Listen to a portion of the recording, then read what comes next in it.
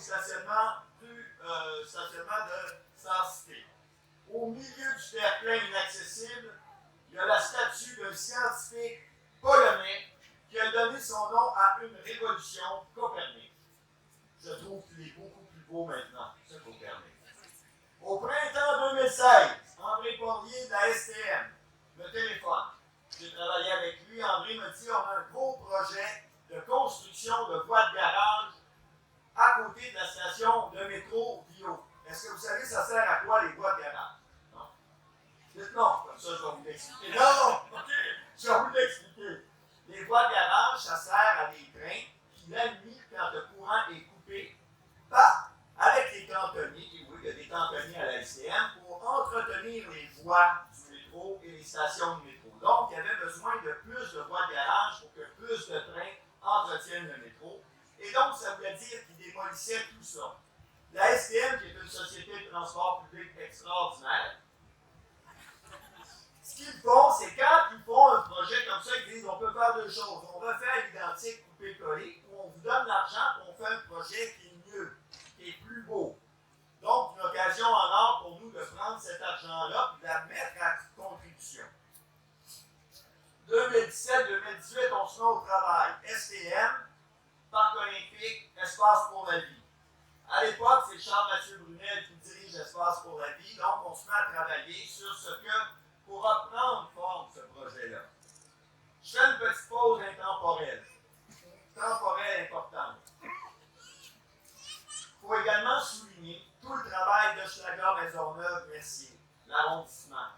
Et vous remarquerez que tout Pierre de Coubertin a été refait pour le voisinage avec des pistes cyclables de troisième génération. Vous connaissez le café Third Way, mais là on a de la piste cyclable de troisième génération, des trottoirs plus larges, tout ça. Et c'est Réal Ménard ici, aujourd'hui, qui a contribué énormément à amener le projet de Pierre de Coubertin en haut de la pile des projets arrondissement ville. Merci Réal. Donc, la rue se refait une beauté pendant que nous aussi, on travaille à refaire une beauté. Comme vous le constatez, les travaux sont presque complétés sur Pierre de Coubertin, tout comme ici. On revient à Verviers. Suite à un appel d'offres, c'est la firme Daou Le Sage, dont plusieurs membres de l'équipe sont ici présents, qui est récipiendaire de nombreux prix et distinctions, qui a élaboré les grandes lignes du projet, qui a rencontré les parties prenantes, qui a rencontré les citoyens dans une soirée d'information pour leur présenter ce que nous voulions faire et recueillir leurs commentaires. Une soirée qui avait été fréquentée par le voisinage. Les défis, remonter dans l'histoire pour comprendre les intentions de l'architecte Roger Taillefer, redonner de l'espace piéton et végétaliser, tu l'as mieux dit que moi, végétaliser, tu l'as mieux que moi, les espaces, offrir des parcours naturels, intuitifs, évidents pour les promeneurs, verdir tout en sachant que ce lieu-là peut accueillir parfois 90 000 personnes. C'est ça le défi, c'est que des fois c'est des passants, c'est des gens qui vont se promener, mais des fois, comme pour Metallica, on va avoir des milliers de personnes. Conséquemment, il y avait tout un défi. Et offrir des places pour s'asseoir, entre autres des bancs bêta, qui ont été conçus par l'architecte François Dallegret pour les Jeux olympiques de 1976, des bancs d'une simplicité incroyable, très utiles, fonctionnaires, et François Dallegret participe à tous ces projets-là encore quand on refait les nouveaux bancs. Les résultats sont tout simplement beaux, très beaux. J'ai reçu 2 commentaires, puis j'ai dit à l'équipe de Daou Le Sage de voir le premier commentaire, il y en a plein de commentaires. Le premier commentaire, je me promène pour visiter avant l'inauguration avec Cédric Essimini. Cédric est responsable des relations publiques au Parc olympique. Cédric me dit, Monsieur Labrec, j'ai l'impression que ça a toujours été comme ça. Donc, l'aspect d'aménagement est naturel, on n'a pas surajouté, on n'est pas venu. Et c'est la beauté du travail des architectes paysagistes, c'est de s'intégrer dans le geste architectural. Deuxième commentaire que j'ai reçu d'une citoyenne, elle me dit, écoutez, M. Labrec, c'est beau, et c'est aussi beau que dans les images infographiques qui étaient faites, ce qui est rare. À cette même citoyenne qui me disait, Vos arbres, est-ce que vous allez en planter plus? On commence toujours en bonne pratique par en planter un certain nombre. On les laisse prendre de la maturité, puis on s'ajustera un peu plus tard.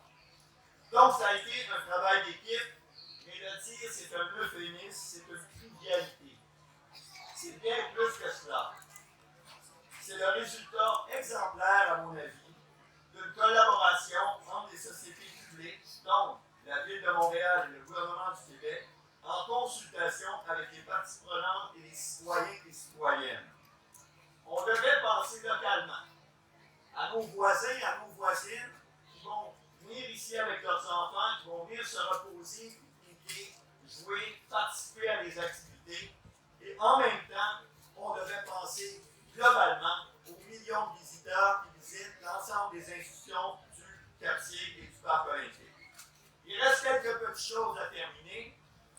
Terrassement autour du puits lumière de la STM, des tuyaux d'approvisionnement qui vont être décalés. Et on entend des génératrices présentement. Normalement, on va être branché sur le circuit et l'alimentation de donc des petits détails. Il y a des gens que je vais nommer tout particulièrement sur ce projet-là. Donc, tous les projets au Parc olympique, et je suis extrêmement, et Julie, c'est la même chose, d'avoir des équipes très solides à l'interne, d'avoir des compétences à l'interne. Donc, tous les projets du Parc olympique sont sous la direction de la vice-présidente, Mme Joëlle Brodeur. Donc, tous ces projets-là relèvent d'elle. Ce projet est de M. Christian Zarka, qui dirige l'ingénierie et la construction. Le projet Verbio a débuté sous la direction de Mme Marianne Nguyen, qui est ici présente. Bonjour, Marie.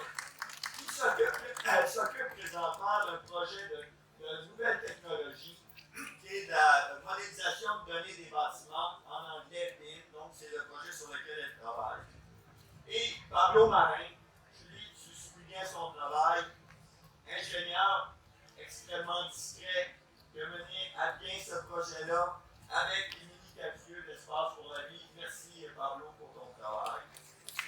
Pablo m'a demandé de souligner également le travail de Martin Bélanger. Ça, c'est typique, il est dans l'équipe de Mme Charland. Martin Bélanger, c'est vraiment dans une organisation, c'est quelqu'un de discret.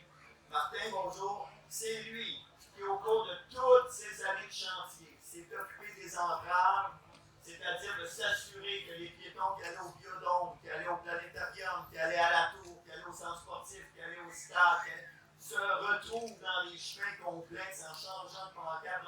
Et dans un chantier comme ça, c'est extrêmement précieux. Donc, je vous le disais, dire que c'était un travail d'équipe était un euphémisme. Cet espace va vivre. Nous allons observer comment nos concitoyens l'utilisent, apporter des correctifs au cours des années. Et de même que pour la croissance des arbres, nous allons observer comment ils s'assoient, comment ils se reposent, comment ils pique-niquent.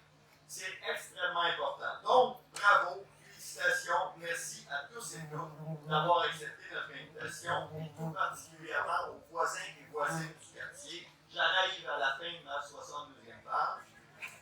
Je pense que tous ceux et celles qui ont travaillé de près ou de loin à ce projet vont apprécier vos applaudissements chaleureux. On les applaudit.